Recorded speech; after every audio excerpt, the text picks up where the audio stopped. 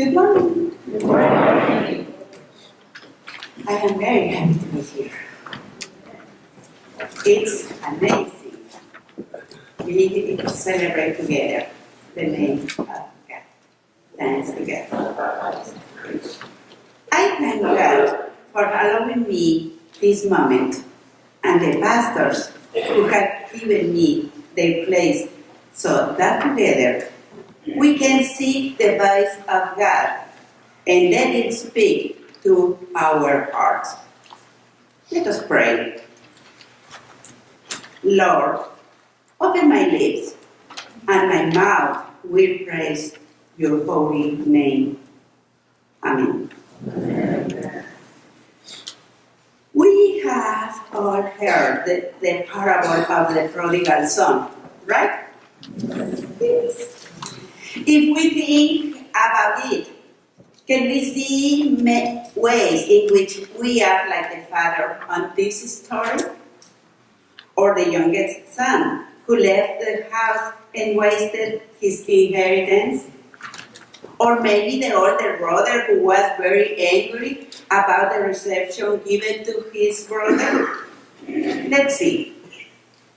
How many of us can imagine the grieving father fulfilling the demands of the son who wanted his inheritance early?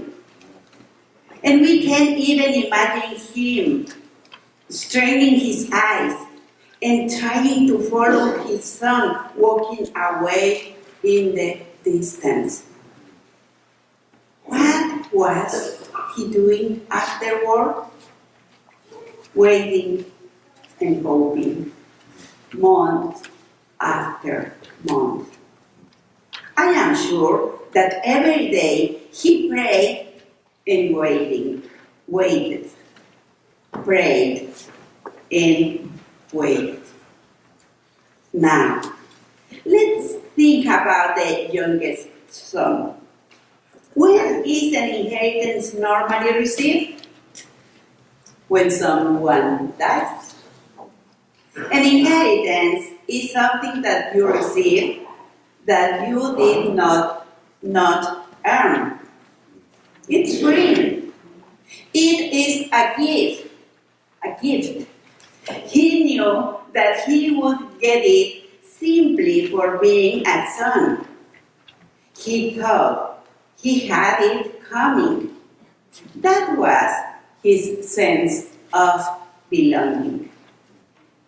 Many of us have left our home, and although we did not take a fortune, we carried our sense of belonging. We took our family name, character, and customs that even if we go far away, we take them with us. And when we explore new places and enjoy our independence, we may forget the warmth of our home. This sense of belonging is what ultimately saved the younger son's life. Well, as we know, after wasting the money and easing his hunger with the food of the animals, the Bible says he came to his senses and reconsidered. He regained his sense of belonging and returned to apologize to his father. In his thought and repentance, he wanted to consider himself as one of the day workers. However, his place as a son was never lost, because the father has always been waiting for him to come home. So the father showed it by the reception he gave his son when he dressed him in fine new clothes and shoes and put a ring of his finger. And what will we say about the oldest son? His first reaction was curiosity. What happened? When he found out, he was angry, yes, and upset. Where else have we read about such bad feelings? Look what St. Paul says to the Galatians. Stop, jealous. Stop, angry. Stop. He already knew that because he was the eldest son, he had a double portion of the estate. But he thought he deserved everything. So when he saw the father's reaction, he got angry and complained. But the father reminded him of his love for each other. For each of them. Well, what a beautiful story the Bible tells us today, right? But is that all? Is there something of this parable that can relate to us in our daily life? Let's see. Many of us, although it is hard to recognize, behave like the prodigal son. We believe that if we already accepted Christ as our Savior, we can waste the gifts, goods, and resources that God has given us. And we move away from His house thinking that we will never need them. And I am sure that some of us are already identifying brothers or sisters of the congregation, and we even say in our thoughts, did you hear this message? We also have a hard time recognizing that sometimes we behave like the eldest son, and we even say almost like the publican. I thank you because I am not like them, not like them. I am not like them. And when we see someone in unfortunate conditions, we might smugly say, that's what happens when you turn away from God. And what about the Father? His love and capacity for forgiveness have no limits. We all know that love is a noun, but to love is a verb. And the verb requires actions. And this father's action was to give, pray, and wait. We all belong to a family, and through it we have gotten our character, with which we are making our way in life. I came from my family. I came from my 15 brothers and sisters, bringing many things that still I am living. Maybe you are saying. When we leave our parents' home, many times we think at last we are free to do anything we want. And we may think that our intelligence and cleverness will protect us for all dangers. But it's really the prayers of our parents and loved ones, and also the grace of God, that protects us. But we also have a spiritual family that is the church.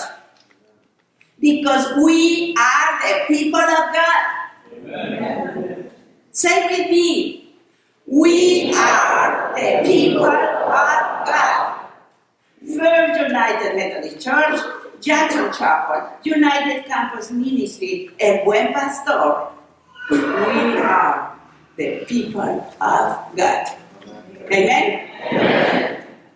And with that, indeed, within our spiritual family, the story of the prodigal son is often repeated.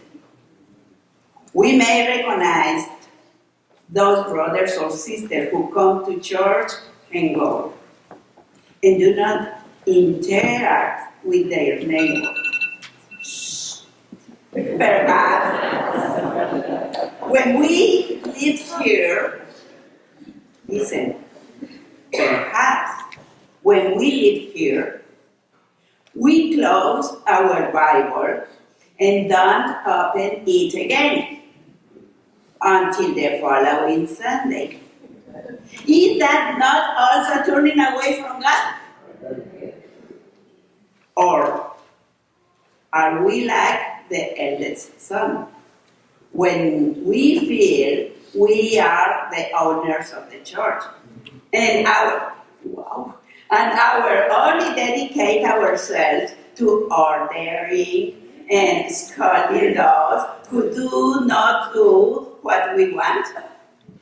Or do we think that things are wrong because they are not done in the way and at the moment that we want? However, like the prodigal son, we have a loving Father who looks at us with eyes of mercy and repeats to us daily, with eternal love, I have loved you, and therefore I extend my mercy to you. He loves us so much that he gave his only son, so that everyone who believes in him may not be lost, but may have eternal life. Today, we celebrate the great idea of bringing together the four churches to worship God and bear witness to the unity in his love. But think of all the people out there who are needing this message of salvation. Let us ask God's forgiveness, because we may have closed our churches and our hearts to the prodigal son children who are still eating the bitter fruits of the sin. Let's open our eyes. Let's come back to our senses and reconsider. But above all, let us decide to return to the Father and say, I have sinned. Please forgive me. Here I am, as you see me. Dirty, tired, but journey for new life.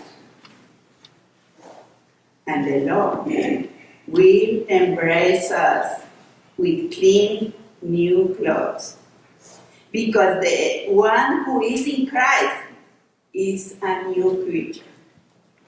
He will also put a ring on us that means power. Because God has not given us cowardice, but courage. And above all, He will give us new shoes in order to walk in the way of truth and life. Do you want to come and enjoy the richness of our Father's love? It is here. You can see it. You can feel it. because there is joy in the heaven when a sinner repents. I thank God that we are together here today, just as we shall be together in heaven by and by. Amen.